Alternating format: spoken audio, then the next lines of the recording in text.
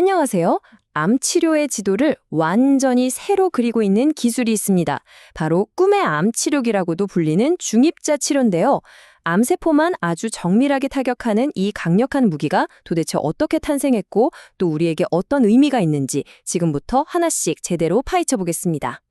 자, 그래서 오늘은요, 먼저 기존 방사선 치료가 왜 한계에 부딪혔는지부터 살펴볼 거고요.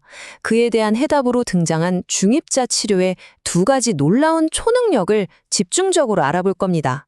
그리고 마지막에는 가장 중요한 질문이죠. 과연 이 치료가 나에게 맞는 방법일지 그 기준을 명확하게 짚어드리겠습니다. 모든 혁신이 그렇듯이 시작은 문제에서부터 출발합니다. 중입자 치료가 왜 필요했는지 알려면요. 기존의 방사선 치료가 넘지 못했던 그 근본적인 한계부터 들여다봐야 합니다. 기존 방사선 치료의 가장 큰 골칫거리가 뭐였냐면요. 바로 이겁니다. X선은 암세포를 공격한 뒤에도 멈추질 않고 그냥 몸을 그대로 관통해버려요. 이 과정에서 암 너머에 있는 멀쩡한 정상세포까지 손상시키는 일종의 탈출 상처를 남기게 되죠. 바로 이 점이 부작용의 핵심적인 원인이었습니다. 아니, 그럼 이런 생각 안 드세요? 암세포만 딱 공격하고 그 자리에서 깔끔하게 사라지는 그런 스마트한 방사선은 없을까? 바로 그 질문에 대한 답이 중입자 치료입니다. 방사선 종양학의 패러다임을 바꾼 한 단계 진화한 기술이죠. 이름에 사실 답이 다 있습니다. 그러니까 무거울 중자를 쓰는데요. 양성자보다 무려 12배나 무거운 탄소 입자를 빛의 속도에 가깝게 어마어마한 속도로 가속시켜서 암세포에 그냥 냅다 충돌시키는 거예요. 이 압도적인 질량이 바로 파괴력의 근원이 되는 거죠. 이게 갑자기 뿅 하고 나타난 기술이 아니에요. 1970년대 미국에서 개념이 시작돼서 수십 년 동안 연구와 임상을 거쳐 일본, 유럽으로 확산됐습니다. 거의 반세기 가까이 데이터가 쌓인 굉장히 신뢰도 높은 치료법이 드디어 우리나라에도 들어오게 된 겁니다. 자, 그럼 이 엄청난 치료법의 첫 번째 초능력 한번 확인해 볼까요? 바로 그 누구도 따라올 수 없는 정밀함입니다. 이 정밀함의 비밀은 브래그 피크라는 물리 현상에 숨어 있습니다. 이게 뭐냐면 마치 목표 지점에서만 터지도록 프로그래밍된 미사일처럼요. 중입자는 우리 몸을 통과하는 동안에는 에너지를 거의 안 쓰다가 정확하게 암 조직에 도달하는 그 순간 모든 에너지를 폭발시키고 그 자리에서 그냥 사라져버립니다. X선이랑은 다르게 출구가 없으니까 암 뒤에 있는 정상 조직은 완벽하게 보호되는 거죠. 이 비유가 정말 기가 막힙니다. 양성자가 뭉툭한 펜이라면 중입자는 아주 날카로운 펜이라는 거죠. 그러니까 암 조직이랑 정상 조직, 그 경계를 거의 밀리미터 단위로 세밀하게 그려낼 수 있게 되는 겁니다.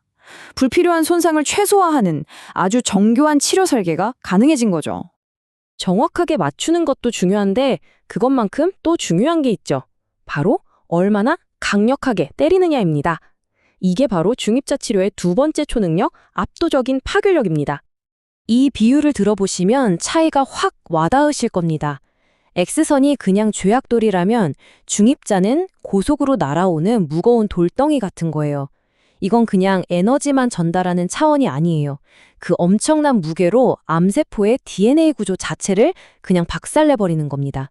암세포 입장에서는 훨씬 아픈 공격인 셈이죠. 자, 그래서 이게 뭐가 그렇게 대단하냐? 핵심은 딱 두 가지입니다. 첫째, 암세포의 DNA를 아예 복구가 불가능할 정도로 산산조각 내서 스스로 치유할 수 있는 능력을 원천적으로 차단해버리고요. 둘째, 산소가 부족해서 기존 치료가 잘 안 먹혔던 그런 난치성 암에도 막강한 파괴력을 그대로 유지한다는 겁니다. 자, 이제 가장 궁금해하실 만한 부분이죠. 그래서 이 치료가 나한테도 해당될까? 이 질문에 한번 답을 찾아보겠습니다. 먼저 확실히 해야 할 게 있어요. 중입자 치료가 모든 암을 고치는 만병통치약은 절대 아닙니다. 췌장암이나 폐암처럼 기존 치료에 저항성이 강한 암, 또는 척수 근처 종양처럼 수술이 너무 위험한 경우에 그 진가를 발휘해요.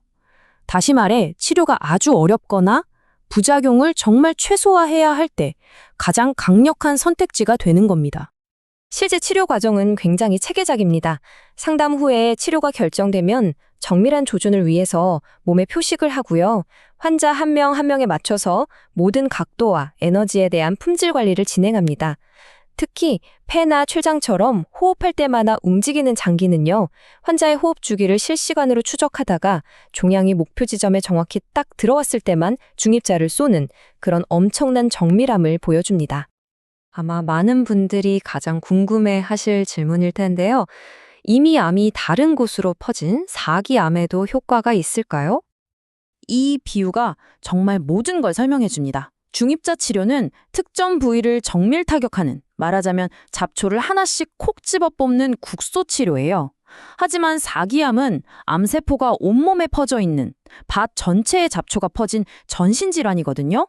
이럴 땐 항암 치료 같은 제초제로 밭 전체를 먼저 관리하는 게 우선인 거죠. 이것도 정말 어려운 문제죠. 수술을 해야 할까 아니면 중입자 치료를 받아야 할까 많은 환자분들이 마주하는 중대한 딜레마입니다. 이 문제는 굉장히 개인적이고 또 철학적인 결정에 가깝습니다. 어떤 암의 경우 수술이 완치율이 조금 더 높을 수 있지만 장기를 완전히 드러내서 그 기능을 영원히 잃을 수도 있거든요. 반면에 중입자 치료는 장기를 보존하면서 치료할 수 있고요. 완치율 단 1%를 위해서 기능 상실을 감수할 것인가? 아니면 남은 삶의 질을 더 중요하게 생각할 것인가? 이건 정답이 없는 문제이고 의료진과 깊은 상의를 통해 환자 본인이 내려야 할 결정입니다. 오늘 내용을 정리하는 대신 마지막으로 여러분께 이 질문을 던지면서 마무리하고 싶습니다. 기술의 발전이 우리에게 더 많은 그리고 더 어려운 선택지를 주고 있습니다. 이런 시대에 우리는 무엇을 가장 중요한 가치로 두고 살아가야 할까요? 한 번쯤 깊이 고민해 볼 문제가 아닐까 싶습니다.